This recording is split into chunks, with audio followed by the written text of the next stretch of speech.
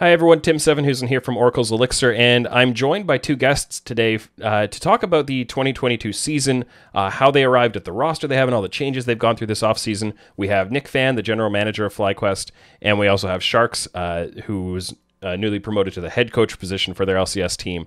So we're going to talk through with both of them about how this offseason played out, what they're looking forward to going into the next year, and what we should all be thinking about and looking forward to as well. So, Nick, let's start with you. If you just want to introduce a little bit about how this offseason went and what this ride has been like, because I think it's been pretty chaotic offseason over the past couple of months. Yeah, I mean, I don't think anything will ever compare to how chaotic my offseason was at the end of 2020. So I'm actually kind of grateful for the process and what we were able to do this offseason. We obviously weren't able to make playoffs in the summer, so we got to start pretty early. I basically started as much of the scouting and interviewing process as we could somewhere during the middle of September while our players were going through proving grounds. So ultimately, I feel like we had a substantial amount of time to figure out what directions we wanted to go in, figure out our iterations, and understand, at least culturally and goal-wise, what we wanted to build for next year. Overall, I'm really happy about it. I think it was really chaotic for a lot of other teams because I think a lot of different timelines changed this year. Obviously, with proving grounds with Academy, the Academy calendar for figuring out what direction your team wants to go in, that's changed and scaled back. With Academy ending a month later, you're like trying to figure out LCS and Academy at different times. You're also trying to figure out your coaching staff in time so that when you're recruiting players, you actually have your coaching staff, and that's why I think this was also chaotic for coaches. Yeah. And when your coaching free agency is like 2 weeks before your player free agency, I think it at least worked for us. I think for a lot of the world's teams where they don't get the opportunity to lock in their coaches until maybe a little later, I think it may be a little more hectic. But overall, I think probably the experience of this offseason was most highlighted by the fact that most players were on contracts. This might have been the fewest amount of maybe like higher tier players, the fewest amount of free agents of higher tier players. So with that situation being the case and teams looking for, pretty sizable buyouts and not wanting to, come down on those numbers until maybe closer to free agency, I think it really screwed a lot of the veteran players that you see that are kind of out, without teams right now. We honestly just kind of got lucky with what we were eyeballing and what we wanted to go for. Sure. And you mentioned kind of the coaching free agency and the changes you made there. So, Sharkz, I'm glad to have you here with us, and I'd love to hear a little bit from you about maybe just briefly what the experience was like of what you were working with in this past year, or what the role was, sorry, and what you're looking forward to in what your role has changed to be for next year. And the role between assistant strategic coach and LCS head coach is completely different, right? It's first one, I was the one getting responsibilities and hearing what I need to do, right? And kind of was assigned clear roles of exactly how my routine is going to look like, who I'm responsible for, what players I'm supposed to work the most. And I would say most of the time I probably spent with I would say in Spring Split it was kind of with Diamond, and in Summer Split it was, I would say, a lot, especially with Josedeodo and Palafox. And here now in Summer Split, instead of being the guy who just has some part of responsibilities, or I would say I pretty much never had the final say, right, as assistant coach. Now everything regarding to coaching and process, I'm gonna have the final say. Everything regarding, I guess, even strategy or League of Legends, I'm gonna have the final say. Drafting, gonna have the final say. So all the responsibilities, everything that is related to process, practice, and coaching and League of Legends will be on me. Hopefully not. I'm sure I don't need to say a single final word when I have Nick as a GM. All the management stuff, at least in last year, it was covered by him, and I'm happy for it and grateful. Always was saying, that's I've been in esports 6 years, and regarding coaching and management relationships, that was by far the best experience I've ever had. So yeah, just excited. It's my first time gonna be as a head coach in a top tier league, right? In LCS or LC. I've never been a head coach, been an assistant coach back in G2 Esports in 2017. But this is gonna be my first experience as a head coach.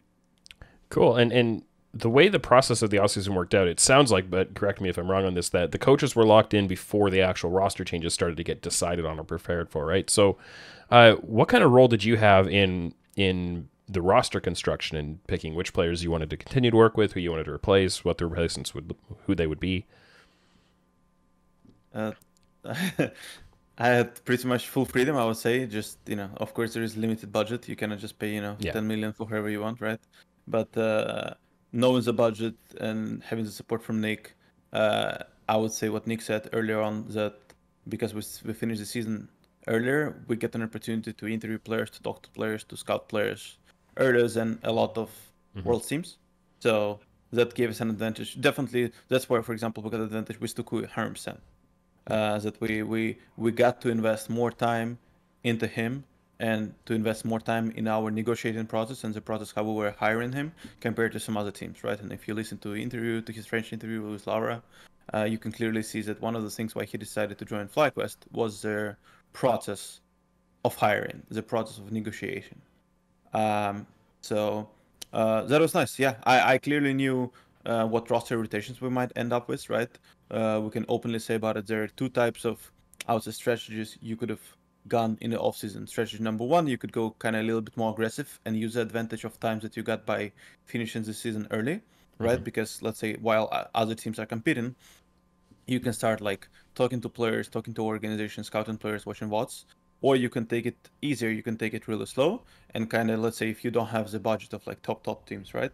And you can just let the other teams like choose the players, and then you can just kind of left with leftovers, right? You're just waiting for so to give an example, CLG, right? Like CLG were the teams that were kind of like locking roster last minute, and they ended up with Palafox and contracts, but this roster was.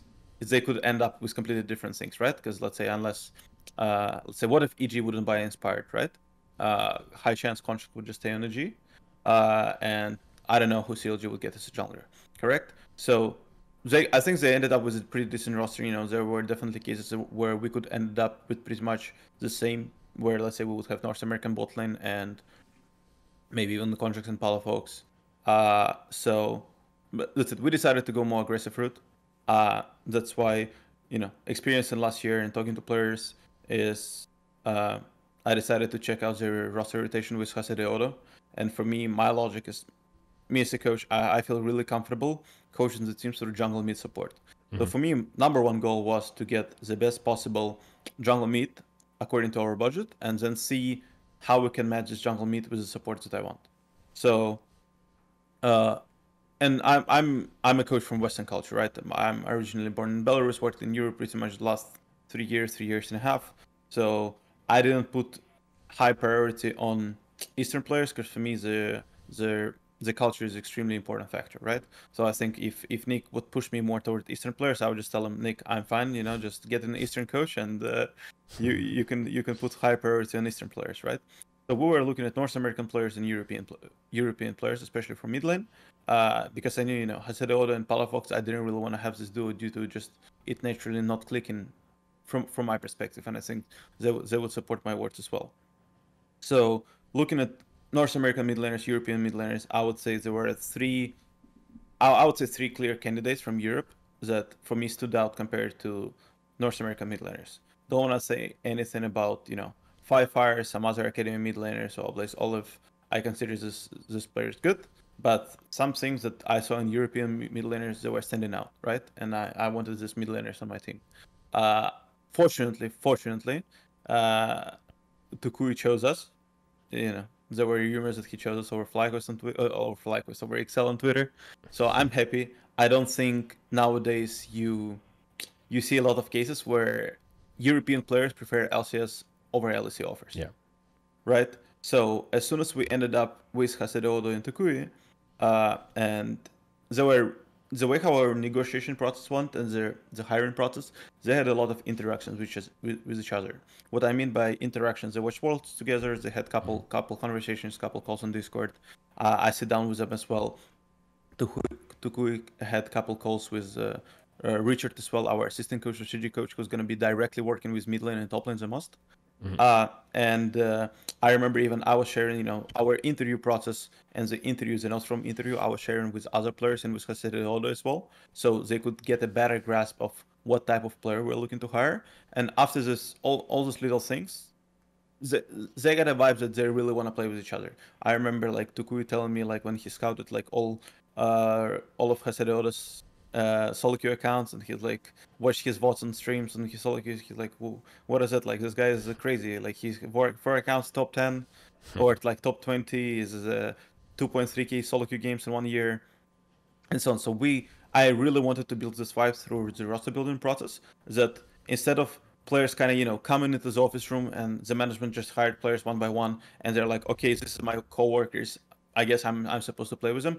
I wanted to have this vibe from the start that I want to play with him, I want to play for him, and I want him to be on my team. So for me, that was my initial goal through the roster building process, that I want to get this vibe, because I know if we're able to build the roster with such intention, that as soon as we're gonna start struggling a little bit, or as soon as we're gonna have a window where we need to push ourselves to the limits a little bit more, push each other, this vibe and this type of culture, this type of atmosphere, gonna help us to overcome whatever we might, whatever problems we might have during the practice. No, yeah, right? I think that makes a lot of sense.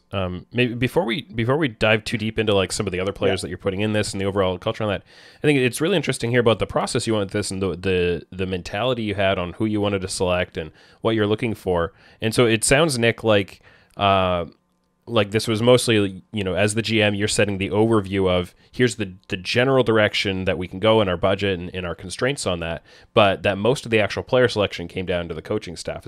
Is that a fairly accurate way to describe it?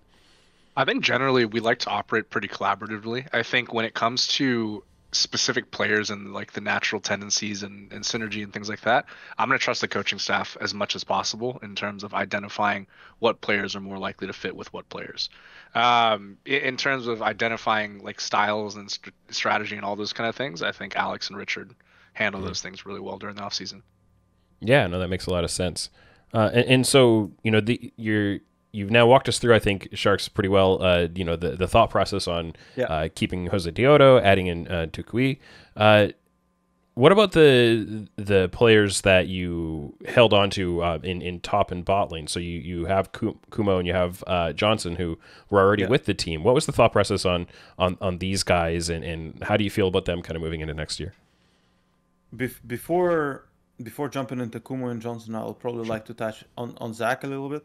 Sure. So for me, the roster from strategic perspective is evolved around jungle mid support, right? Mm-hmm. So when I still do consider Josedeodo and Rookie kind of from my perspective, just like in team experience of League of Legends. So if I have, let's say, a mid laner who's going to be playing LCS for the first time, and Brandon Josedeodo, who still needs a lot of experience to become a better League of Legends player, I wanted more leadership figure in support. I call this position in-game coach. Basically, I wanted my right hand who can help me transition all the things that I want to implement in practice and like all the League of Legends concepts in game. And that's point number one. And point number two, I need I call this like a glue bridge for my jungle mid, who can basically make my jungle mid better and use their individual skill. And then, knowing about Zach, watching Zach games, I've been fan of Zach, I don't know, since I started League of Legends, right? He's been in the scene for quite some time.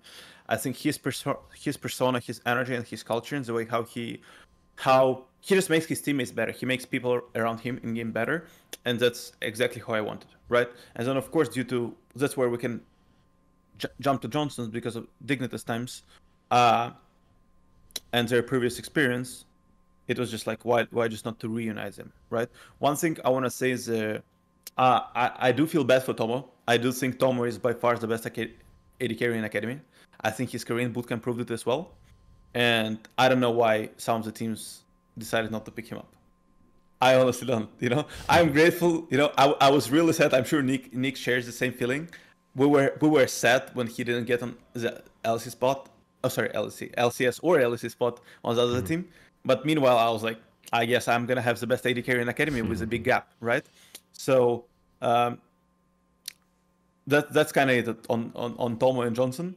And about top lane, I think that's actually was a little bit more stressful period of choosing top lane, because we actually ran tryouts for top lane, right? We ran tryouts for 2 weeks and a half. We tested a bunch of different players. All of them were North American, and through the process, we just came to the conclusion with Johnson and the styles that Johnson has of a more, I would say Johnson is a really good weak side player, and he's a really creative player with a big champion pool. He can play mages, he can play a bunch of stuff, like a bunch of different things, and I think he showed it in academy as well, right? Especially I remember one of his Ziggs games where he legit just like 1v9 the game. I wanted to have a top laner who, in my eyes, has a strong voice and has good, but has a potential to be strong side, right? I don't think why the top lane process was stressful. I think purely from gameplay perspective and laning phase perspective, a lot of players were pretty much on the same level. Like a lot of players. So Bob Jenkins, Viper, some other people. I would say Bob Jenkins, Viper, people who impressed me the most. On Bob Jenkins to CLG, that's other topic to discuss. He fits this roster pretty well, It's I'm kind of excited for CLG, not gonna lie. Excited to play against him as well. But that was our take on the entire roster, right? Top lane was locked, the last one, and just through the tryout process, and not only through the tryout process, because Kumo was originally on the team already, right? Right. And I can share my experience with Kumo is working with him. I think on a cultural level and his behavior and his attitude and his energy levels and scrims, I think he was pretty close to what I expect and what I need from my players. So one thing that I think helped Kumo compared to some other candidates is I'm 100% sure, and I could already see it in the past, that on a cultural level and practice level and his efforts in practice, it's gonna be good and comfortable for me to work with him, and I know that he can help me to build the culture I want. So far, from all the interview process, cultural process, and how much people actually try hard, I'm super excited for our roster for this year.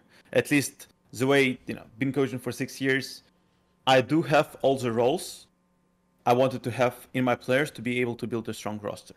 And I think by the end of the summer split, when the playoffs hit in summer split, we'll be able to see their full power FlyQuest. Great, yeah. So I think it was something I'd love to learn a little bit more about, and to tie it into the academy side of things, especially, is you mentioned tryouts, and that all these tryouts you ran for the top lane, and to my understanding, there were a lot of tryouts, especially for the academy level as well. You guys are continuing with Philip. You've already talked about Tomo. You guys have worked with Diamond before, but you've got 2 new players coming in an academy. And my assumption, but correct me on this if it's wrong, is that Yuuji and Spirax both largely earned their way onto the team via the tryout process. So what are the key things you can tell me about these 2 new players coming in? What led to picking them up, and what are you looking for from them in the next year? Nick, you can start if you want. I can add later on from. Yeah. I mean, we ran like 2 to 3 weeks of tryouts that, we specifically were geared towards looking for, the best available top laner for ourselves, understanding, everything Alex presented to you. The other side of that obviously was looking at academy.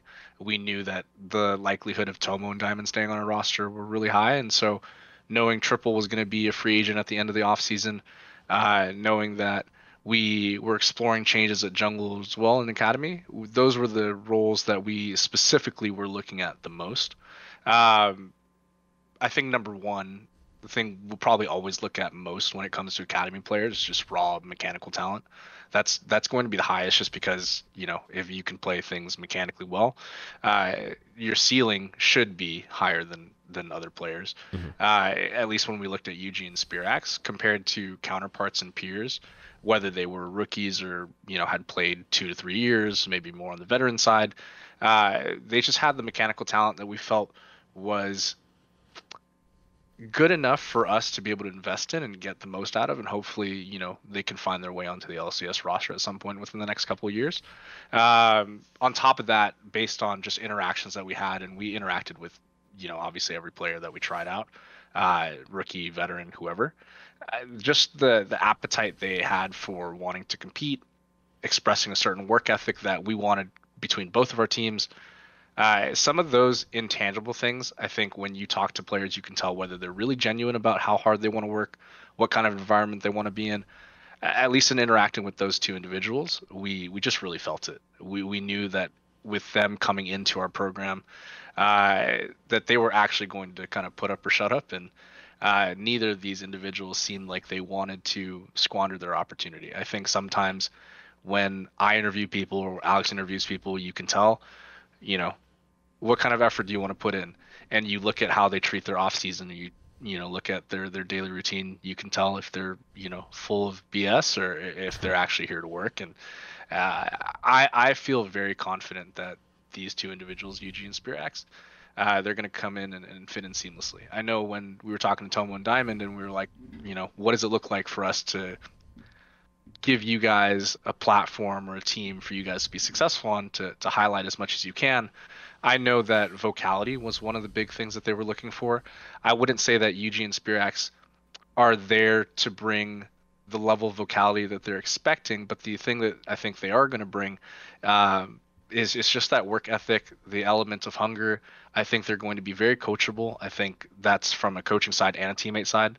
We really want our players to be able to keep each other accountable. I think that's something that Alex will talk about a lot later on as well. But all of those categories, we just felt like they fit really well.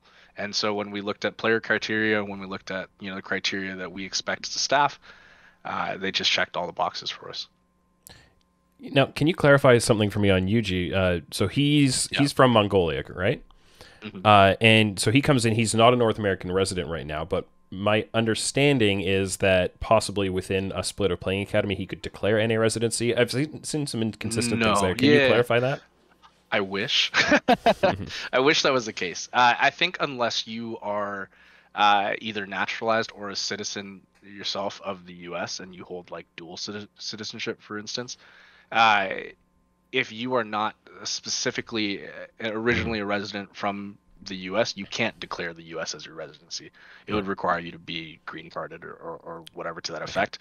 Or, you know, obviously before the resident rule changed, you know, what, five odd years ago, you could have grandfathered in. That's no longer the case. So no, for him, like I said, I've seen some inconsistent information out there and just wanted to get it clear and concise. So no, he will always have that import status, you know, potentially for the future. But so that's helpful to clarify. Unless something changes with the import rule in certain ways, whatever, he'll be an import. Correct. So I think a bit of the elephant in the room here is you know, you guys had NXI on the roster. He was a player who, you know, developed over the course of the year, had a bit of a, you know, while you were doing some roster changes in and out, had a little bit of time in the LCS, and you've decided to move on from him. What can you share about, you know, beyond me just reading between the lines and some of the other things you guys have been talking about? What can you share about the decision to bring in Yuuji and replace NXI? I'll let Alex expand a little bit on this. We'll touch it briefly. I think over the course of the year, NXI did grow. I think people will say a lot about how, let's say, 100 Thieves and 100 Next, when he was on that program, that, you know, he showcased a lot of things. I think people forget that he was only actually on that roster for 2 weeks, and they played like, I think he played like a few matches max, right?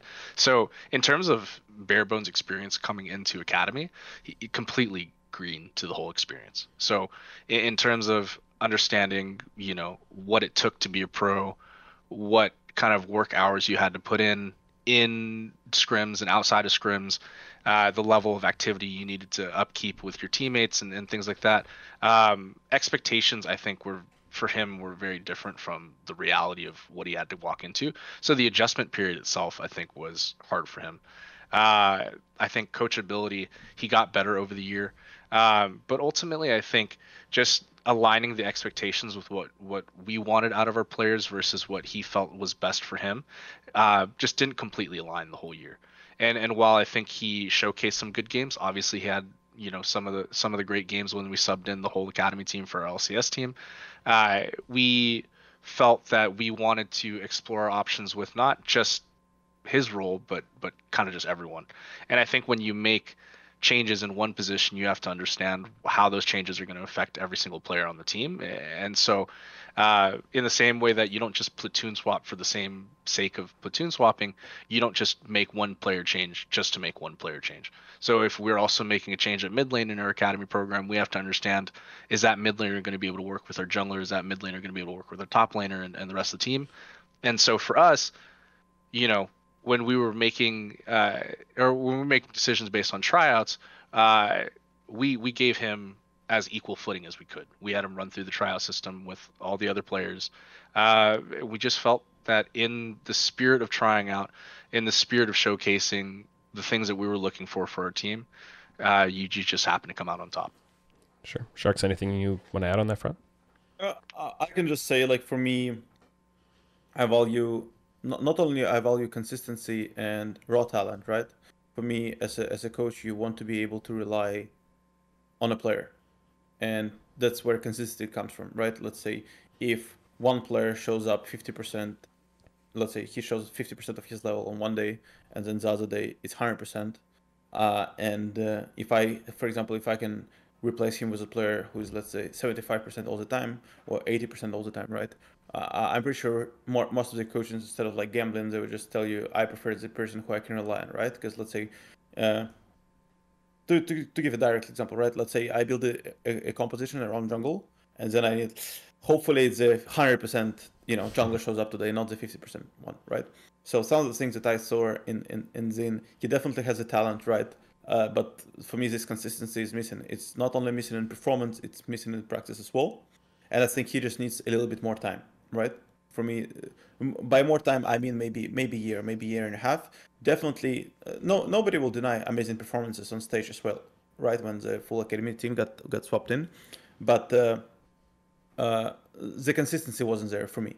So, and then regarding the individual raw talent, just like pure mechanics, I just think Yuuji is the most talented jungler that was out there on an A server.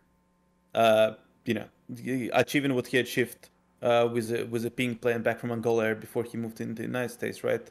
And just through the trial process, this kid is just super talented, right? So just from my perspective, even if I would have the final say, I would be like solo coaching the academy team.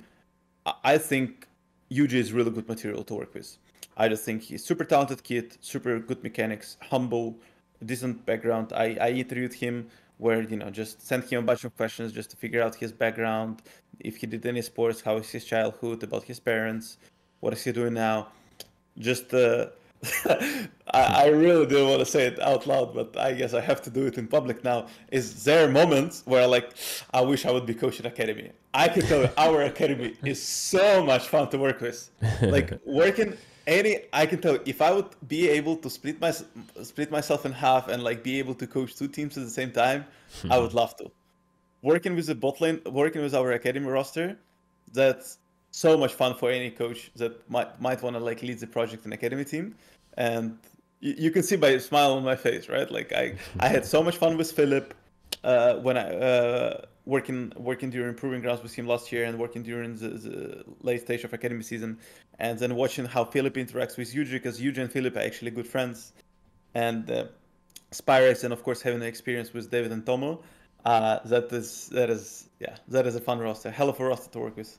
Cool. Yeah. I think you'll notice the trend with all of our roster building is we made it a point to value relationships a lot.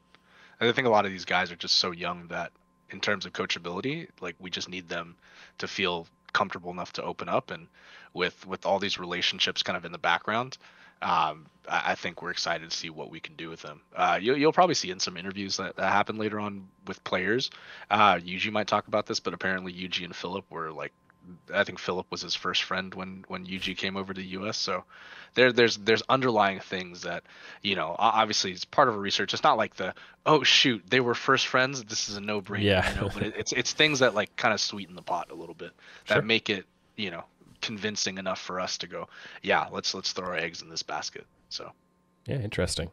So to kind of wrap things up here, I think it's been really interesting to hear about where you guys are headed and how you moved into the position you're in right now. But Nick, what are you hoping that the team will have achieved by October 2022? So, a year from now, you're going into the next year's off season. Hopefully your off season doesn't start for you until October rather than September. But what would a successful 2022 look like for you guys? Yeah, I think number one, talent cycling is probably one of the things that I've always said our program needs to do a better job of, and that starts with me, right? I think this year one of our biggest goals is to make sure. I've told Alex this, LCS, we want to be at playoffs every single split. I think any competitive results beyond making playoffs every single split is kind of just icing on the cake. I think from that perspective, coaches and players will take you as far as you want to go. Even if I came in hot and said I want to make worlds, there's a certain reality to every situation. There's a lot of strong teams in the LCS, and so coming out hot like that, could be a good thing to do. I don't want to say that we devalue winning, but I think winning the right way and getting our process down is more important to us right now in the early schematics of our program.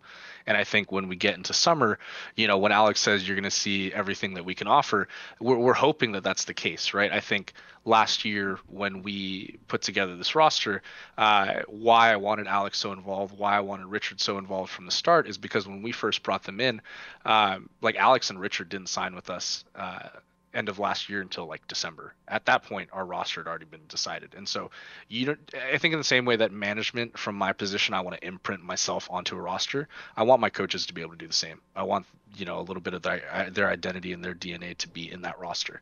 And so that's one of the things I'm most excited about. I'm most excited about Alex developing into a great head coach in a major situation.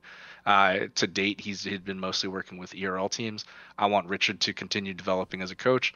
And then I want our players to showcase as much as they can and help us understand what kind of a core we have. I think in a sense, this past year, 2021 was kind of like a 1A, and this year is a little more like a 1B to our rebuild process.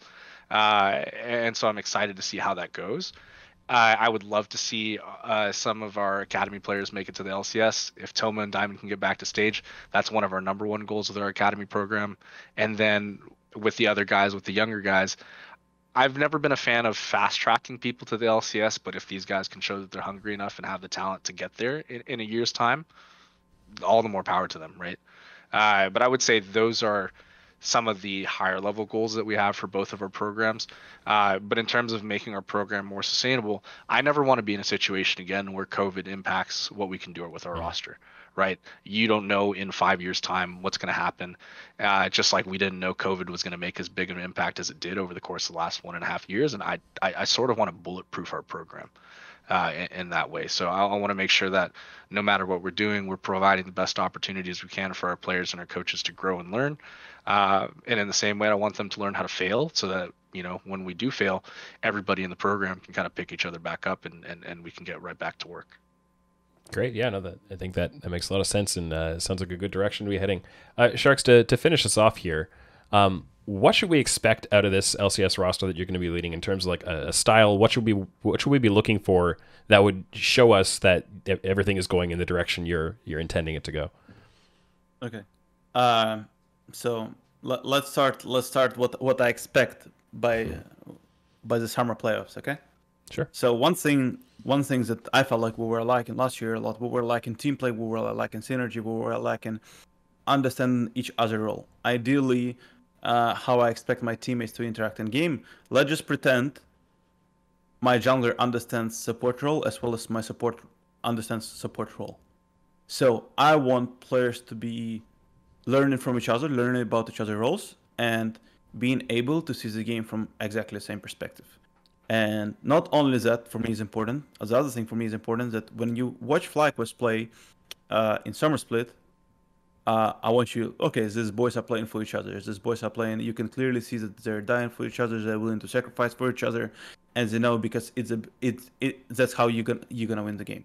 I think a lot of things that we did last year kind of went wrong, and I felt like, players were not sacrificing for each other as much as they should have, or they were not understanding each other's perspective due to lack of communicating between each other during review or like during the time off, right?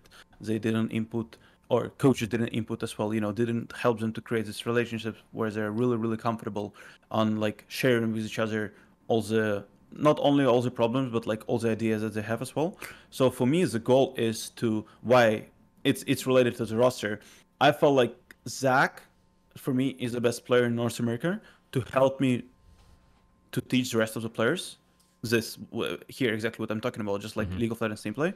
And I think Brandon Josedeodo has incredible individual talent, and I want to help him to develop this talent and learn team play aspect. So I think if Zach and I and the rest of the team we do a great job, then by the end of the year, the Josedeodo will be praised not only by analysts, couch analysts, and all the coaches, but he'll be praised by community and by other peers and players, right? So that's my number one goal, is whenever you basically, when you watch the FlyQuest, by the end of the year, you're like, this is a real team. Okay? Yeah. So, and then result-wise, just what Nick shared, for me, it's playoffs and playoffs, but I'm going to say if we're, even was like, I cannot say that one goal is more important than the other, right? Because even if you make playoffs, but you just make playoffs because maybe the meta was carry junglers, right? And maybe Josedeodo killed everyone on Lee Sin Talon and whoever, right? And he just solo carried us to playoffs. Then you get on playoffs and you get 0-3 from any other team because you're a shit team. It doesn't matter if you're a player from coach perspective, right? I think making it to Worlds or making it to playoffs and just like torturing yourself or just losing every game and not being a real team, it's one of the most negative experience you can get into esports. So for me, number one priority would be to build a team and start playing the League of Legends I want us to play. And I'm sure if we're gonna get to this point, the playoffs will be there automatically. So for me, I know it does sound mainstream, just like focus on the process and results will come on its own, but it's just my way of coaching. It's my philosophy. Yeah, no, I think it makes sense. It's a cliche for a reason, right? Like it's a good one. All right, well, thank you guys very much. We'll be watching, not only what you guys are able to do in game with your players of both LCS and Academy, but also what fun branding things FlyQuest comes up with and what direction all of that goes. So thanks for taking the time to talk to me about this stuff. I'm sure the fans will appreciate hearing from you guys. And yeah, good luck in the year to come. Yeah, thanks, Tim. Thanks for having us on.